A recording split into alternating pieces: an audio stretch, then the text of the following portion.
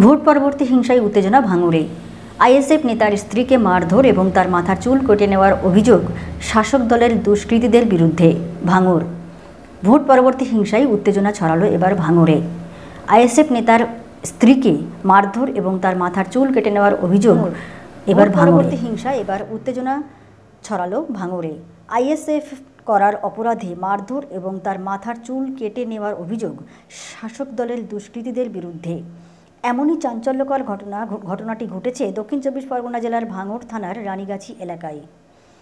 ঘটনার সূত্রে জানা যায়, ভাঙড়ের শাসকদের বিরুদ্ধে বিরোধী দল অর্থাৎ আইএসএফ করার অপরাধে স্থানীয় আইএসএফ নেতার স্ত্রীর উপর অত্যাচার। অভিযোগ, গতকাল গভীর রাতে শাসক দলের 5 জন দুষ্কৃতী ঘরেতে ঢুকে আইএসএফ নেতার স্ত্রীকে প্রথমে মারধর এবং এর পাশাপাশি দা দিয়ে মাথার চুল কেটে নেওয়া হয়েছে, এমনটাই অভিযোগ করলেন আক্রান্ত আইএসএফ সমর্থিত মহিলা। মারধর করার কারণে অচৈতন্য অবস্থায় ঘরের মেঝেতে পড়ে যায় তিনি। এরপর দুষ্কৃতীরা ওই মহিলাকে ফেলে পালিয়ে যায়। স্থানীয় মানুষের ও পরিবারের সহযোগিতায় জ্ঞান ফেরে ওই মহিলার। এরপর ঘটনাস্থলে আসে পুলিশ। আহত অবস্থায় ওই মহিলাকে উদ্ধার করে চিকিৎসার জন্য নিয়ে যাওয়া হয়। এই ঘটনায় উত্তেজনা ছড়িয়েছে এলাকায়। সম্পূর্ণ ঘটনার কথা সংবাদ মাধ্যমের ক্যামেরার সামনে অভিযোগ করলেন আক্রান্ত ওই মহিলা। তিনি বলেন, তার স্বামী আইএসএফ করেন এবং আইএসএফ বুথ সভাপতি। এর পাশাপাশি গতকাল দেখুন, মারধর করেছে এটা শুধু নয়, তার মধ্যেখানে অনেক কিছু হয়েছে। ফরেন্সিক রিপোর্ট হয়েছে, ফরেন্সিক রিপোর্টে আসলে কথা হবে। মেনলি কথা হলো আজকে টিএমসি এমন একটা জায়গায় পৌঁছে গিয়েছে, আজকে ওরা চায় ক্ষমতা টিকিয়ে রাখার জন্যে একটা কেন 10টা মার্ডার করতে পারে।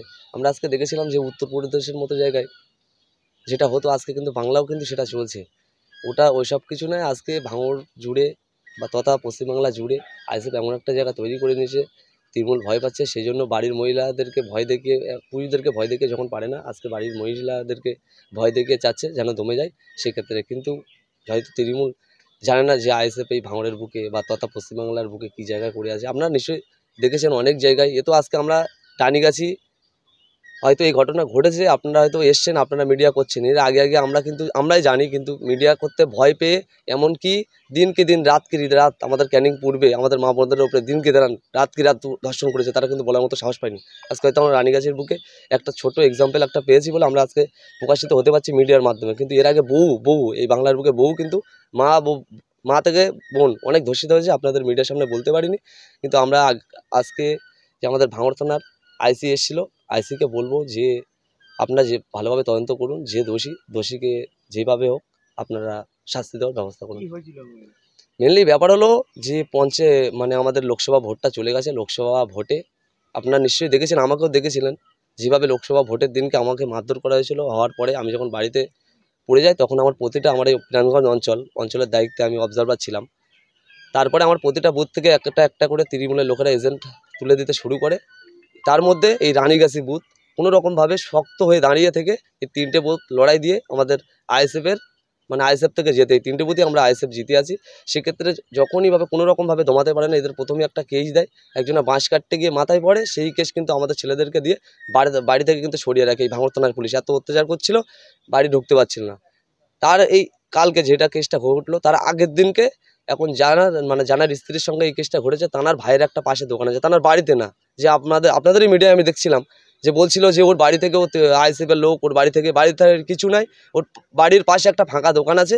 সেই ফাঁকা দোকানে তৃণমূলের কিছু লোক বোমা রেখে দিয়ে এদেরকে ফাঁসানোর চক্রান্ত করেছিল। কিন্তু সেখানে কিছু মা বোনেরা দেখতে পেয়েছিল, সে আপনাদের মিডিয়ার মাধ্যমে আমরা দেখেছিলাম।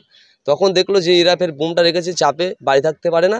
সেক্ষেত্রে ওরা কালকে রাত্রিবেলা সামনাসামনি ফেস টু ফেস যে গেটটা আছে রাস্তার ধারে, সেই গেট থেকে ঢুকতে পারেনি। ওর ভাই একটা তৃণমূল করে, সেই তৃণমূলের ছাদের তানাকে ধরলে পুরো ক্লিয়ার যে কে গিয়েছিল আর কে যায়নি। ওনার ছাদের ওপর থেকে গিয়ে সিঁড়ির ঘরে, কোনো রকম দরজা ছিল না, সিঁড়ির ঘর থেকে ঘরে ঢুকে মহিলাটার সঙ্গে বাজে মারধর। আর কি করেছে সেটা ফরেন্সিক রিপোর্ট আসলে তো আবার বলতে পারবো যে কী হয়েছে না হয়েছে, সেটা তখনই বলতে পারবো। কিন্তু যেভাবে ছিল মরন্ত অবস্থায়, যখন আমাদের এলাকার যখন ভাইরা বা মা বোনেরা গিয়ে দেখলো বাজে অবস্থায় পড়ে আছে, তারপরে হসপিটালে নিয়ে গেছিলো। কোনো রকম জ্ঞান ট্যান কিছুই ছিল না, কোনো রকমভাবে এখন জ্ঞান ট্যান আসলো। আসার পরে এখন আমাদের নলমুড়ি স্বাস্থ্যকেন্দ্রে নিয়ে গেছিলো, যাওয়ার পরে চিত্তরঞ্জন নিয়ে গেছিলো। ওখান থেকে ফের আবার বাড়ি এনেছে, এখনও পর্যন্ত কথা বলতে পারে না। আর যে ফরেন্সিক রিপোর্ট হয়েছে, রিপোর্টের উপরে নির্ভর করবে কী হয়েছে না হয়েছে, এটাই। আমার নাম রাহুল মোল্লা, এই প্রেমগঞ্জ অঞ্চলের অবজারভার।